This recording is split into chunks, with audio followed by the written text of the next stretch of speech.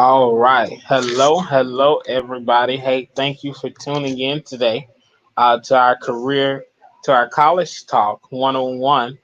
Today we have none other than Duke University on with us today. We're so excited to have them on today with us to share in this wonderful experience. And hey, as we do always, we ask that you share this video with others, share this opportunity with others so that they can tune in and gain this information that will actually help them throughout the rest of their life. And a special shout out to all of our class of 2020 seniors. Um, a job well done, and I hope that you are preparing for college and the next level experience that you will be going on after high school. So today I'm going to bring on our special guest from Duke University. Hello, how Hi, are you? hello. I'm so glad to be here with you today. How's it going? Hey, it's going great. How are things going for you today? Things are going well. It's a little rainy here in Durham, North Carolina, but we're all working from home and happy to be at home, so that's all good. Staying safe. Hey, I know. And it's the same way here. I'm looking out the window now and it's a little cloudy outside, so I expect the rain to be falling any moment now. Yes. So let's dig into it. We do have a senior that's graduating from Albany that will be attending Duke on a scholarship to play sports in the upcoming school year. Awesome. And so he's actually one of the reasons why we reached out to you all. And he wanted to share the opportunity of his college to all of the Boys and Girls Club students. And so I'm going to allow you to go ahead and so you can start your presentation about Duke. Perfect. Awesome. Well, hey everyone. My name is Holdana Haley Jesus. I am an admissions officer here at Duke University. Um, I will go ahead and make this larger so that you all can see it. I'll go ahead and put it in presenter view. All right. Okay. Can everyone see me? Can you see me? Yes. Yes, we can see you. Okay, awesome. So my name is Holdana Haley Jesus. I'm an admissions officer here at Duke University. I'm also a proud Duke alum. I'm class of 2018, and I'm originally from Atlanta, Georgia. And so it's really a joy for me to be able to be a part of a university that I attended, but also I read specifically for Georgia and Alabama. And so for those of you who are, well, which is who I'm talking to, you all are students whose applications I would read first. So it's really exciting to be able to talk to y'all today. We'll spend a little bit of time talking a little bit about Duke, some of our undergraduate programs that we offer, and then also talk about our admissions process and really spend a bit more time there, talking about a little bit financial aid and how we make this Duke education affordable. Just so you know, I was able to come to Duke with full financial aid support and some other scholarships. And so I didn't have to pay a single dime. And so that's really Duke's commitment to financial aid and making this education affordable. So we'll kind of just start by looking at the undergraduate population. We have about 6,000 or 7,000 students.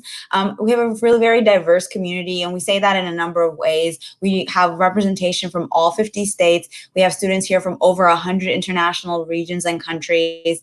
And we have students coming from public school, private school, homeschool, anything in between. And so it's really important to us that students are here from different backgrounds and different communities, whether you're coming from a city, a rural region, you're from LA, you're from Alabama. All of that is so important in helping our students really have a diverse experience. So I have a few pictures here just so you guys are able to see campus. I know because everything is virtual now, you're not able to visit, but this is our student center, our Bryan Center Plaza. And so this is a place where, as you can see, there's students with tables. These are where student organizations will come out and tell you about their events that are happening. Maybe there's a dance showcase, maybe there's a basketball game, you're looking to get tickets, all those things. This is a really fun picture that we love to show on our information sessions and also in our slideshows, just because it really speaks to the Duke spirit. basketball is a little bit of a big deal at Duke, but honestly, Duke is a place that really supports students in a number of ways. Students are just as excited about basketball as they are about football, which is also really huge. Duke football has been doing really great recently, and so we're really excited about them. And then also even in the classroom and how excellent students are in the student organizations they're a part of, whether you're on a travel team, you're on a dance group, you're doing some cool research, there's a lot of support from the community. This is a picture of the Duke Gardens, and this is actually an a cappella group. So they're singing and doing a performance here for students. And so this is something that might happen on campus. A cappella groups love to showcase their talent, and this is true with a lot of other arts as well. That happens all over. So Duke is a place where college is a verb. Students are excited to be a part of this community. Students are excited to contribute to the community and really learn together. And that really starts in the classroom. And so at Duke, students are exposed to an interdisciplinary, rigorous, and very flexible curriculum. And so what that means is you have the opportunity to challenge yourself, but also you're doing this with the support of amazing and wonderful faculty. And there's so much autonomy, right? Like if you're able to say, this is what I'm trying to learn, this is what I want to get out of my 4 years, Duke is a place where you get a lot of support in being able to accomplish that. And we'll talk a little bit about that and how it happens in one of our 2 schools, which is either the Trinity College of Arts and Science or the Pratt School of Engineering. And so the only thing you need to know when you're applying is, do you want to be an engineer or do you want to be literally anything else? And if you want to be literally anything else, you apply through Trinity. And if you want to be an engineer, you apply through Pratt. And so Pratt has about 5 majors.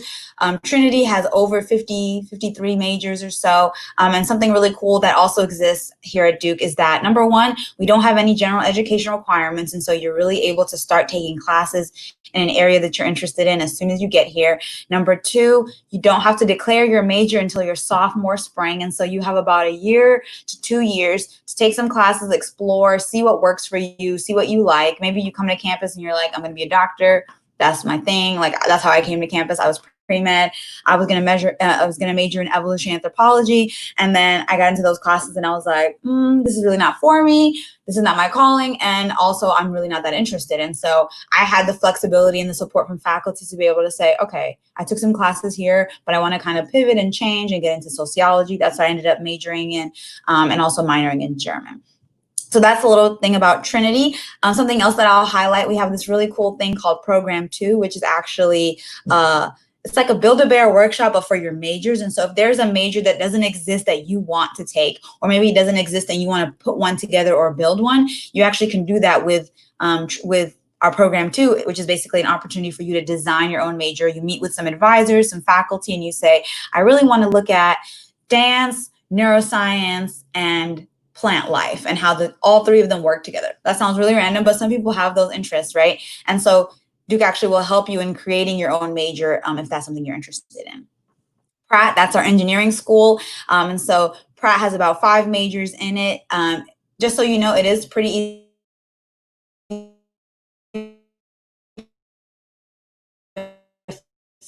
to move between Pratt and Trinity once you arrive on campus. Actually an electrical engineering seminar, mechanical and electrical engineering seminar. And so students are actually playing Quidditch, but with robots. So a lot of cool things happening.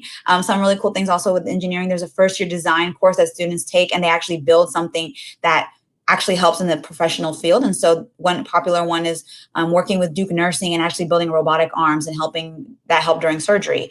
And so some really cool things. This is a picture of Tyson Brown, who is one of the really amazing faculty that we have on campus. And this is really a moment to share with you that faculty are so accessible. We have an amazing curriculum and a lot of academic opportunity, but you're not having to navigate that on your own. You have so much support. Dr.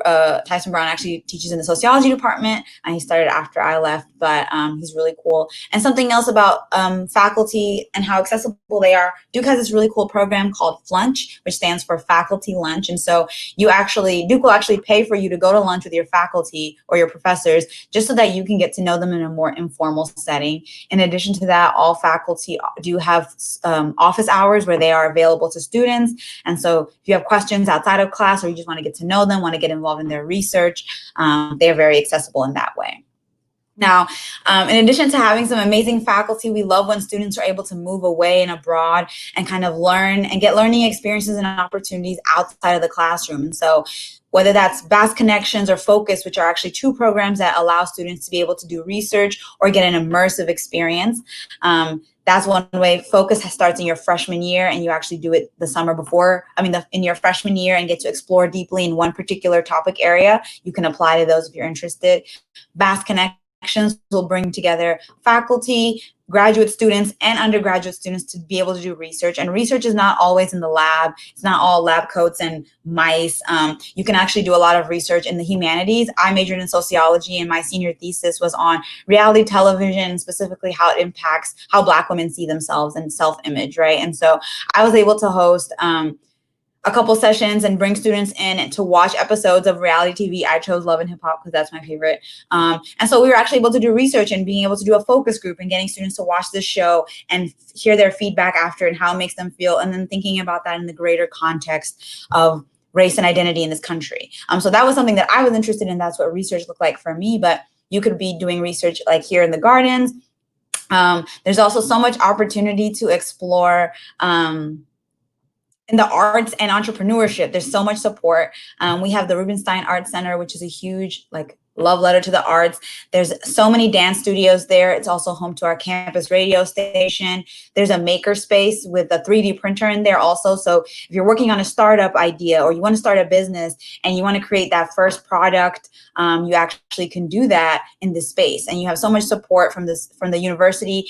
We have great connections with the faculty and alumni who come back and help. One really cool weekend that we have is called Demon Weekend. And so this is actually a time where alumni that work in the media, so maybe they are producers, they are on TV,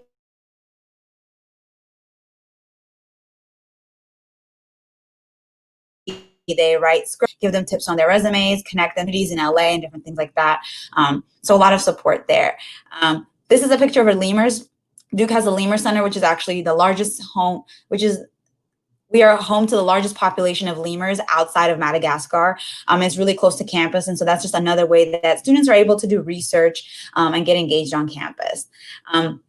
We also love when students are able to go abroad and study away. And there's so much opportunity to study abroad and away at Duke. You can do that through our Duke In or Duke Approved programs, which can be during the semester or during the summer. And you can get academic credit for them, or it can be an immersion program. Some popular ones include Duke in Alicante, which focuses on Spanish language immersion. There's also Duke in Costa Rica, which is actually a semester program on ecology and tropical sciences. You could do Duke in Ecuador, which focuses on public health. There's Duke in Ghana, which focuses on community empowerment and building. And these happen all over the world as well as domestically. My freshman year roommate actually did a Duke Engage in Louisiana, in New Orleans, working on hurricane relief and working with the Red Cross. And so if there's a program that you see out there that you want to be a part of, you can actually absolutely take part in that. And it does not cost any more money to go abroad than it does to stay domestic. This is a picture of East Campus, which is actually where the undergraduate experience starts on for us at Duke. This is where all first-year students live. Just a little bit about housing here at Duke. We have a 3-year live-on requirement, and so you are expected to live on for 3 years. Your 4th year, you can live off campus. We find that the majority of our students decide to stay, so that's a really cool thing. We have very much a residential college experience, and so being a part of that presence is very important. And then just to give you a little bit of background of where Duke is located, right? We are in Durham, North Carolina. Durham is a very interesting city. So it's a little, it's a foodie town. It's a foodie city. It's also an artsy city. So if you come to Durham and ever have the opportunity to visit and you don't eat here, you actually didn't come. That's the secret they don't tell you. And so you have to check out some amazing restaurants in the area. Dame's Chicken and Waffles is one of my favorite places. And then BU Cafe, which is actually owned by a Duke alum who lives in the area. So there's so much opportunity to engage with Durham. Durham is only about less than half a mile from downtown Durham, is less than half a mile from East Campus. And so you could actually walk right into Durham. So a lot of opportunities to explore. And then the impact that you have as a student. When you're a part of the Duke family and the Duke community, you're a part of Duke forever. You're a part of an alumni network of people who are excited to support you and really be there for you in your process, connect you to resources. Whether you're a current student, you're a graduate, you're a connected alum, the resources are always available to students. And we have a great matriculation rate to law school, medical school, and a lot of different graduate schools. We have students that graduate and become professional athletes, students that graduate and become professional competitors in the Olympics, artists, and everything in between. Some great some amazing Duke alum that we have. You all know Adam Silver, and NBA commissioner is a Duke alum. The COO or CEO Tim Cook of Apple is actually a Duke alum. And there's so many amazing Duke alum just within the range. Lisa Borders, just amazing people that become a part of your network. So now we're going to talk a little bit about applying and just kind of get into the nuts and bolts, and then I'll move through this quickly so we can get to your questions. This slide just kind of shows you what we're looking at, right? You apply with the Common App or Coalition app. We really don't care which one you use. And then you apply, like I said, either you want to be Pratt and an engineer, or you want to be in Trinity and literally anything else. It does not matter. And then you apply either early decision or regular decision. And the important thing for you to note, for us, we practice early decision, which is a binding contractual agreement saying if you are offered admissions in our early decision cycle, that's the end of your search process, and we will see you in the fall because you're joining us. If you apply early decision, you cannot apply to any other private schools. You can apply to other public schools and international schools, but that's the limitations on that. Those are some of the dates as far as your deadlines: early decision, regular decision. If you would like to get an interview, which are offered through our alumni network, you can apply by that December 20th deadline. And then next, this will be the last main slide that I'll spend a lot of time on, not too much time, but just about what we're looking for and when we evaluate your application, right? What are we asking you to send us, and what are we looking for in these materials? First, we're looking at your transcript, and what we're looking for are two things: the rigor of the curriculum you've pursued, which means how rigorous of a curriculum, how hard are the classes that you're taking, and how have you performed in those classes. So if you're doing well, that's great. We want to see how many, and we're counting your grades. We're not looking at GPA. We're saying how many A's versus B's, right? Are there more A's than anything else? How many A's and B's are there? Are there C's? Is there a reason for those C's? We really want to get a full image of who you are as an applicant. Next is your standardized testing with SAT and ACT. This is just one piece of your application. It's not the end all be all. We don't have any minimums or cutoffs or requirements. We do let you self-report your scores, and we don't require the writing section of the SAT or the ACT. Next, you have your letters of recommendation. You need 3 letters of recommendation, 1 from a college counselor and 2 from core academic teachers that you've had in classes. And this is a chance for them to let us know a little bit about you, what your strengths are in class, how you perform, how you are a part of the learning process in your classroom, what kind of a student you are. So give them plenty of time to write that for you. Next, you have your essays. This is a chance for you to speak directly to your admissions officer because we are reading your essays. And you're speaking directly to the admissions committee of people who are evaluating your application. And so you can write your essay about literally anything. This is your personal statement. This is a chance for you to share a little bit more. Give us context. What's your background? What's important to you? What are your passions? You can pick whatever avenue you want to use, but just sharing that information with us. And then the last note I'll make with essays is you really want to make sure that we have a supplemental essay, which is a why Duke. And so this is a chance for you. It's only about 150 characters or 200 words. And you share with us, why do you want to apply to Duke? Why do you want to go to Duke, right? And so this is a chance for you to show us that you've done some research. Visit the website. Maybe you're interested in biology. Maybe you're interested in neuroscience. Visit the neuroscience website. Do a little bit of research. What organizations, what programs do they have? What classes are there? That might be some ways to make your Duke specific essay be a little more interesting, and make it a little bit stronger, to show us that you've done the research and that you want to be at Duke University and not just any school in the South or any school in North Carolina. Next is your extracurricular activities. We want to see that you have been involved in things outside of school. Hopefully you have a life outside of that, right? And what does that look like? Everything outside of school is an extracurricular activity. Whether that is the student groups you're involved in, you're on a basketball team, you're on a dance team, you're on a rowing team, you started the underwater basket weaving club at your school. Maybe you have a part-time job, maybe you help out with younger siblings or older family members. All of things are things that take up your time, and so we want you to share that with us in the extracurricular activities portion. I mentioned already that we do offer alumni interviews. We don't offer any through our direct office, and so when you apply, you get to check, I would like to be contacted for an interview, and we will reach out to you if there are alumni available in your area. And then lastly, you have your artistic supplement. So if you do have any artistic talent, whether that's you're a singer, you're an artist, you paint, you do graphic design, we will take those, and there's an option on the application to send that to us. So this is a little bit of our numbers, the admit rates for early decision, regular decision, and our overall. We get about 42,000 applications, 40 to 42,000. And so the question is there an advantage to applying early? You see the 18%, you see the 6%. There is an advantage. It's a smaller pool. It's a lot easier to stand out in a pool of 5,000 than in a pool of 37,000. So if Duke is the place that you think you want to be at, definitely encourage you to apply early. And so the last thing we'll touch on really briefly is financial aid and making this education affordable. And so Duke has an amazing commitment to financial aid. We are 100%, we meet 100% of demonstrated need for all admitted students.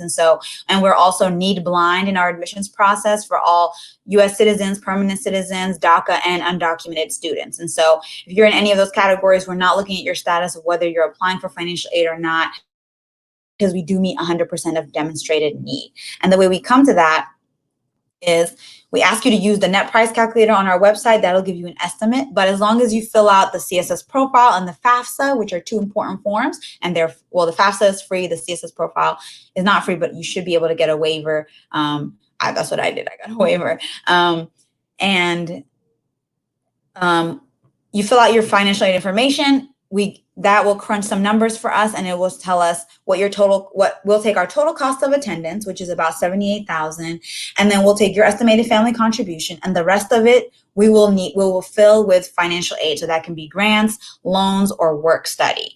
We do have a limited amount of merit-based aid. The great thing about the merit-based aid is that when you apply to Duke, that is also your application to all of our scholarships, and so you're automatically considered for them. The only exception is the Robertson Scholars Program, which is a joint program between us at Duke University and UNC Chapel Hill, which is a great partner of ours down the street.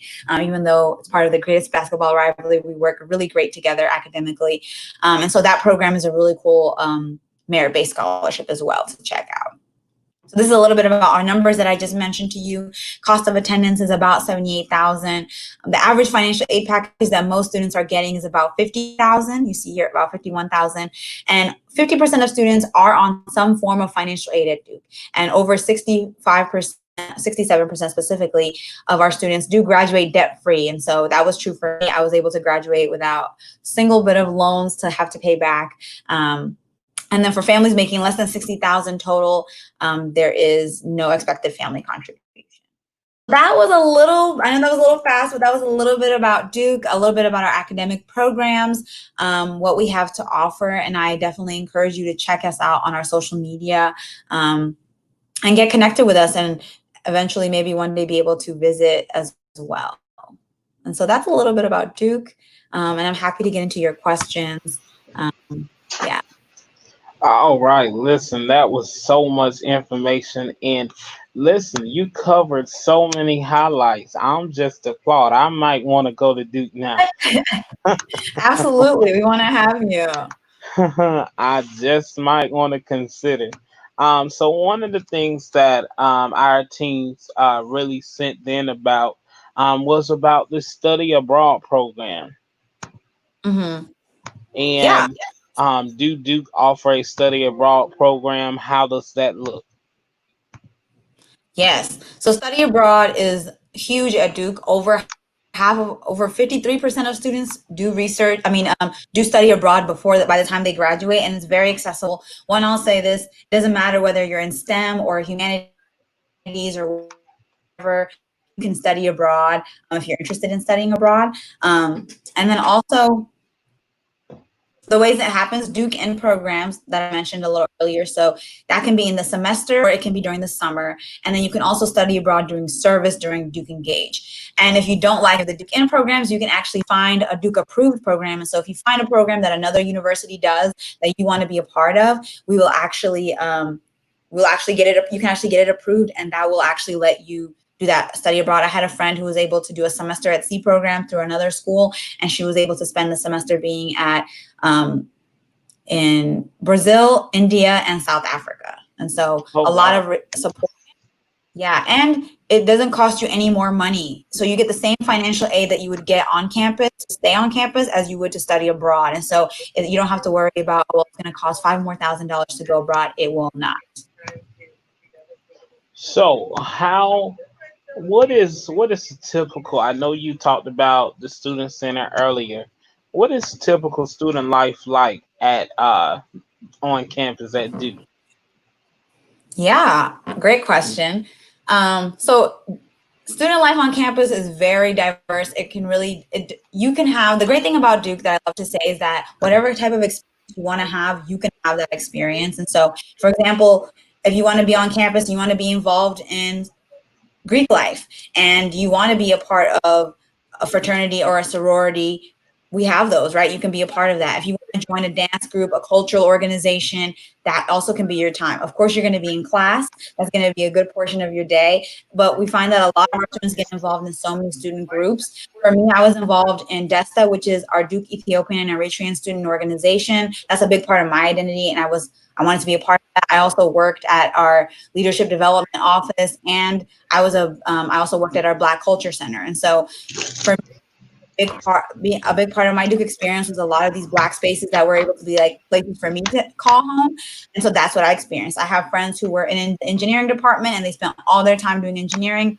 Maybe they were in a dance group, and that can also be your experience. And so student Hmm. life is really, there's just so much support from the staff to make it what you want. If there's a group that doesn't exist, you want to create your own, you will get funding and support from the university to start your own organization. If you want to plan a trip, students actually planned a trip through our Black Culture Center to visit the National Museum, the National African American Museum, when it opened. And so a lot of support from the university to do what you want. So how involved are the academic advisors in tutoring centers on campus for students? Yes, great question. We have an amazing and robust advising department. So advising starts for us as soon as you get on campus, you have an assigned advisor.